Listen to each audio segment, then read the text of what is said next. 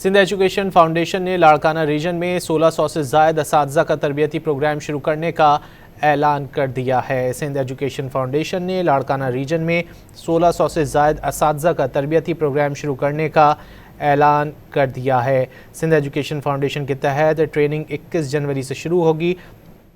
इससे कबल ठट्टा, सजावल, मीरपुर खास, उमरकोट और थरपारकर में तरबियत दी गई थी। लाड़काना रीजन में 1600 से ज़्यादा असातिज़ा की ट्रेनिंग का फैसला किया गया है। सिंध एजुकेशन फाउंडेशन के तहत ट्रेनिंग 21 जनवरी से शुरू होगी। सिंध एजुकेशन फाउंडेशन ने लाड़काना रीजन में 1600 से ज़्यादा असातिज़ा की तरबियत प्रोग्राम शुरू करने का ऐलान कर दिया है।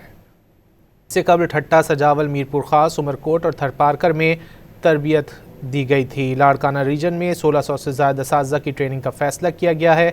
सिंध एजुकेशन फाउंडेशन के तहत ट्रेनिंग 21 जनवरी से शुरू होगी।